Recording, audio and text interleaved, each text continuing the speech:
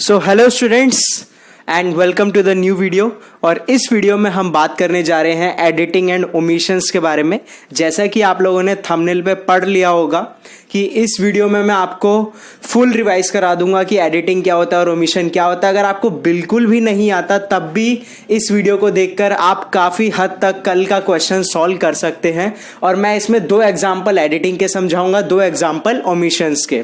इन्हें हम error detection भी कहते हैं। तो स्टूडेंट्स, वीडियो में आगे बढ़ने से पहले अगर आप चैनल पे नए हैं देन प्लीज सब्सक्राइब करना, चैनल को सब्सक्राइब किए बिना मत जाना, क्योंकि आपके आने वाले एसएसटी और एफआईटी एग्जाम्स में भी हम आपकी फुल हेल्प करने वाले हैं। तो चलिए बच्चों, जैसा कि आपको पता है इंग्लिश ग्रामर आपका 12 मार्क्स का पोर्शन आएगा, जिसमें कि एक क्वेश्चन आएगा गैप फिलिंग से जो कि 4 मार्क्स का होगा। देन आपका दूसरा क्वेश्चन एडिटिंग एंड ओमिशन से होगा जो कि 4 मार्क्स का होगा। Then in the last you will have jumbled words which would be of 4 marks. तो बच्चों, आज हम बात करने वाले हैं एडिटिंग और ओमिशंस की। ये जो 4 मार्क्स हैं, जो हमारा ये एरिया है, हम इस पर कैसे पकड़ बनाएं, किस तरीके से किन किन टिप्स को फॉलो करा जाए जो हमारे ये 4 नंबर पक्के हो जाए। तो चलिए बच्चों, अब आगे बढ़ते हैं। सो स्टूडेंट्स, अब हम बात करेंगे एडिटिंग और ओमिशंस के बारे में। जैसा कि आपको पता है कि एडिटिंग क्या होता है। Editing is basically error detection. आपको एक पैराग्राफ दे दिया जाएगा, चाहे क्वेश्चन हो एडिटिंग का, चाहे क्वेश्चन हो ओमिशन का, आपको एक पैराग्राफ दिया जाएगा। एडिटिंग में क्या होगा, लाइन बाय लाइन कुछ ना कुछ गलती होगी और उस एरर को आपको करेक्ट करके लिखना होगा सामने, ठीक है। ओमिशन में क्या होगा, लाइन में कुछ वर्ड्स मिसिंग होगी, ठीक है ना, कुछ वर्ड्स मिसिंग होंगे, उनको ढूंढ के कि कौन सा वर्ड मिसिंग है उसको उनके ऑपोजिट में लिखना होगा कि इस वर्ड के बाद में और दूसरे वर्ड से पहले है, ठीक है ना। ये चीज़ आपको पता है, खैर फिर भी मैं इंट्रोड्यूस करा दे रहा हूँ। और इंपॉर्टेंट पॉइंट्स ये हैं कि बच्चों, एडिटिंग और ओमिशन के क्वेश्चंस के लिए किन किन बातों का दिमाग में ज़रूर ध्यान रखना चाहिए। पहला है आर्टिकल्स। आर्टिकल्स जो होते हैं आपके ए, एन और दा, उनका बड़ा ध्यान रखना चाहिए कि ए जो है स्मॉल चीज़ों के लिए होता है, छोटी चीज़ों के लिए, और ए एन दा तीनों ही ऑब्जेक्ट्स के लिए यूज़ होता है। दा बहुत ही लार्ज चीज़ के लिए यूज़ होता है, या फिर काफ़ी फेमस मॉन्यूमेंट्स हो गए, जैसे कंट्रीज हो गई, ठीक है, काफ़ी वैल्यूएबल चीज़ों के लिए दा यूज़ होता है। अगला है हमारा एन। आर्टिकल्स में आता है ए, एन और द। एन हमारा होता है वॉवल्स के लिए, ए आई ओ यू ई, ठीक है ना। अब बच्चों, कंजक्शंस का जरूर ध्यान रखना। प्रेपोजिशंस की मैंने वीडियो बना के डाली हुई है, अगर आपको नहीं आते तो मैंने डिस्क्रिप्शन में इसका लिंक दे दूंगा प्रेपोजिशंस का, वहाँ से वीडियो ज़रूर देख जाइएगा। प्रेपोजिशंस में मैंने इन सब का मतलब बताया कि ये कहाँ कहाँ किस किस जगह और किसके साथ यूज़ होते हैं, ठीक है बच्चों। और टेंसेस सबसे इंपॉर्टेंट होते हैं, टेंसेस के बारे में नॉलेज होनी ज़रूरी है। अगर नहीं है तो इसकी भी वीडियो मैंने ऑलरेडी बना रखी है, और टेंसेस और प्रेपोजिशंस के लिंक मैंने डिस्क्रिप्शन में दिए हुए हैं। चलिए बच्चों, अब हम बात कर लेते हैं कि जो हमारे ओमिशंस में कुछ ऐसे वर्ड्स जो जनरली वही आंसर में आते हैं। तो ये कुछ वर्ड्स है बच्चों जो कि आपके यही आंसर होते हैं, like in, at, on, there, of, by, into, for, to, with. ये सारी आपको दिख रहे होंगे कि ये प्रेपोजिशंस है इनमें से कुछ, और ए एंड द आर्टिकल्स होते हैं, ठीक है ना। तो ये चीज़ें जनरली ओमिशंस में होती है। तो बच्चों, ज़्यादा टाइम वेस्ट ना करते हुए मैं फटाफट से आपको एडिटिंग और ओमिशंस के एग्जाम्पल में ले चलता हूँ, जहाँ मैं आपको एक्सप्लेन करूँगा कि किसका क्या आंसर होगा और किस तरीके से आपको डिटेक्ट करना है कि क्या एरर है और क्या मिसिंग वर्ड है। सो स्टूडेंट्स, मैंने आपके सामने एक एग्जाम्पल लिखा है। किसका है ये एग्जाम्पल, हम इस बारे में बात करने वाले हैं। इस एग्जाम्पल में हम बात करने वाले हैं ओमिशंस के बारे में। पहले एक मैंने ओमिशन का एग्जाम्पल लिया। ओमिशन में बच्चों देखो, आपको पता है कि कोई वर्ड जो है मिसिंग होगा, तो अब उसको पहचानना कहते हैं कैसे है। सबसे पहले आप पूरे पैराग्राफ को रीड आउट करिए, पढ़ के देखिए और पता लगाइए कि पैराग्राफ किस टेंस में बात करी जा रही है। जी हाँ, दोबारा बता देता हूँ कि पैराग्राफ को रीड आउट करिए और पता लगाइए कि पैराग्राफ किस टेंस में है, ठीक है ना। प्रेजेंट टेंस में है, पास्ट टेंस में है, या फिर फ्यूचर टेंस में है, ठीक है। तो जैसे ही आप टेंस का पता लगा लेंगे तो आपके लिए काफ़ी इजी हो जाएगा कि मिसिंग वर्ड क्या हो सकता है और मिसिंग वर्ड्स ज़्यादातर जो है प्रेपोजिशन से ही होगा, ऑफ, बाय, फ्रॉम वगैरह इन चीज़ों से। तो सबसे पहले इस पैराग्राफ को पढ़ते हैं और इसका मतलब निकालते हैं। Most the people are annoyed passwords they have many to remember. हमें थोड़ा ऊपर ऊपर से टूटी फूटी इंग्लिश से समझ आ रहा है कि काफ़ी लोग पासवर्ड से काफ़ी दुखी रहते हैं क्योंकि उन्हें याद करने पड़ते हैं बहुत सारे पासवर्ड्स। और any given day are bound forget them, this creates difficulties the people. देखिए ये काफ़ी इजी सा एग्जांपल दे दिया है और इसमें आपको काफ़ी चीज़ें समझ आ रही होंगी। वीडियो पॉज करके आप ज़रूर देखिए। देखिए मोस्ट, मेरे ख्याल से मैं इनके लिए ये बना देता हूँ। हम यहाँ पे कह सकते हैं मोस्ट ऑफ द पीपल।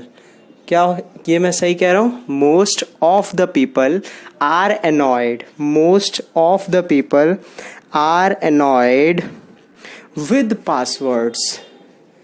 क्या आएगा यहाँ पे? With passwords. Most of the people are annoyed, sorry annoyed with passwords. With password क्यों आया? यहाँ पे मैं लिख देता हूँ। काफ़ी सारे लोग, most of the people, annoyed मतलब कि दुखी रहते हैं पासवर्ड से, विद पासवर्ड्स। आगे है हमारा दे हैव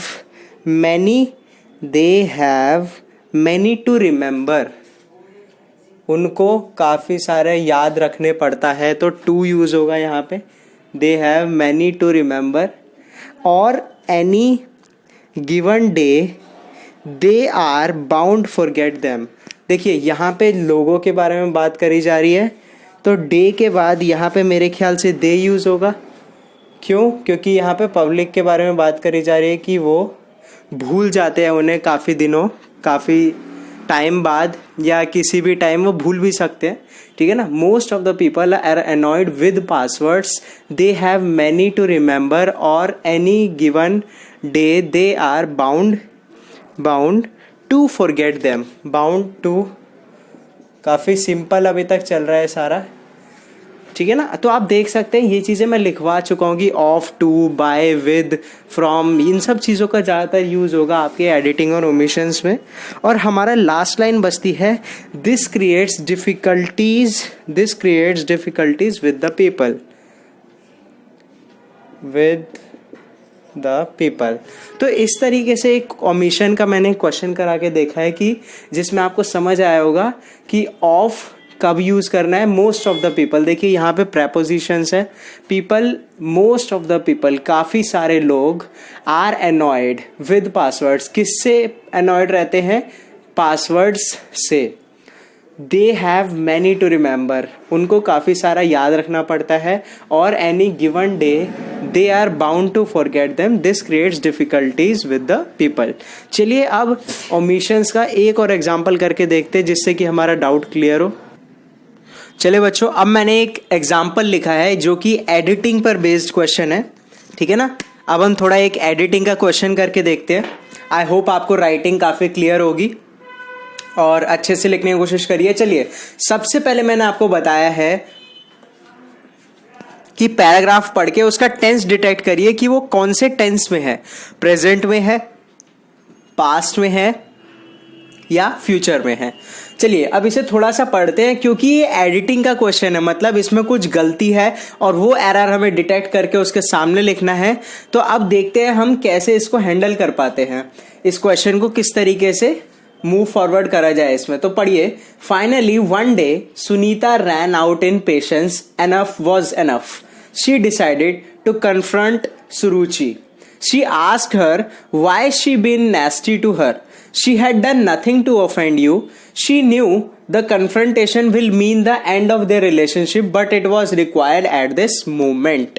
तो यहां से मुझे समझ आ रहा है कि ये थोड़ा सा पास्ट टेंस के बारे में है कि फाइनली एक दिन सुनीता अपने पे आउट ऑफ पेशेंस चली गई कि बहुत हुआ, एनफ इज एनफ, और उसने डिसाइड कर लिया, ये मैंने गलती से आंसर ही लिख दिया, सॉरी। तो उसने डिसाइड कर लिया, शी डिसाइड, वाई और उसने डिसाइड करा कि सुरुचि से उसको फेस टू फेस बात करेगी और वो पूछेगी कि वो उसके साथ इतना रूड बिहेवियर क्यों करती है, और उस सुनीता ने ऐसा कुछ भी नहीं करा था जिससे कि वो बुरा माने, ऑफेंड हो, ठीक है ना। तो हमें पता चल गया ये पूरा का पूरा पैराग्राफ हमारा पास्ट टेंस में है। पास्ट टेंस के फटाफट से चारों रूल्स लिख लीजिएगा। पास्ट इंडेफिनिट का रूल होता है subject plus V2 plus object. Past continuous का रूल होता है subject plus was verb plus V1 plus ING, ठीक है ना, प्लस ऑब्जेक्ट। पास्ट परफेक्ट का रूल होता है subject plus had plus V3 plus object. तो इन 3-4 बातों का याद रखिएगा, ध्यान, ठीक है ना। चलिए अब बात करते हैं। Finally one day Sunita ran out in patience. देखिए पेशेंस के अंदर कोई रैन आउट नहीं होता, ऑफ पेशेंस जरूर हो सकता है, ठीक है। रैन आउट ऑफ पेशेंस ना कि इन पेशेंस, ये चीज तो काफी बेसिक सी थी। अब अगली लाइन में चलते हैं। Enough was enough she decide to confront. देखिए क्योंकि ये पास्ट टेंस में है तो ये क्या हो जाएगा, मैंने यहां पे आंसर ही लिख दिया था, तो ये हो जाएगा डिसाइडेड। क्या हो जाएगा ये, डिसाइडेड। तो यहां पे हमारी 2 लाइनें सॉल्व हो गई है। Finally one day Sunita ran out of patience, enough was enough she decided to confront Suruchi. She asked her why she been. She asked her why. यहां पे बच्चों मैंने एक गलती कर दी खुद ही, यहां पर आना चाहिए था was, ठीक है ना। क्वेश्चन में थोड़ी सी कमी रह गई और ये was की जगह हमारा आता has, sorry why she had इसलिए आता क्योंकि हमारा पास्ट टेंस है और V3 लगता है यहां पे। हमें पता है ये पास्ट परफेक्ट बनना है। She asked her why she had been nasty to her. She had done nothing to offend you. You कुछ भी नहीं होता। देखिए जो ये सुरुचि है, सुरुचि हमारी जो है सेकंड पर्सन है एक तरीके से, जिसके बारे में बात करी जा रही है, तो ये हर होना चाहिए। Finally one day Sunita ran out of patience, enough was enough, she decided to confront Suruchi. She asked her why she had been nasty to her. She had done nothing to offend her. She knew the confrontation will mean the end देखिए end of their relationship। यहां पे will की जगह क्या आएगा, would। यहां पे will की जगह क्या आएगा, would, ठीक है। But it was required at this, नहीं दैट मोमेंट, क्योंकि ये पुरानी बात हो रही है, ठीक है। तो ये बच्चों मैंने सॉल्व करके दिखाया आपका एडिटिंग और ओमिशन का एक एक एग्जाम्पल आपको। आई होप ये वीडियो से काफी कुछ क्लियर रहा होगा। मैं दोबारा आपको बताता हूँ, टेंसेज और प्रेपोजिशन के लिंक मैंने डिस्क्रिप्शन में दे दिए हैं। बाकी ऑल द बेस्ट गाइज। एक और वीडियो मैं रात को डालने वाला हूं, उसके लिए मैं आपके से पोल करवाऊंगा, तो उस पर सेलेक्ट जरूर करिएगा कोई ना कोई option. Okay, thank you very much.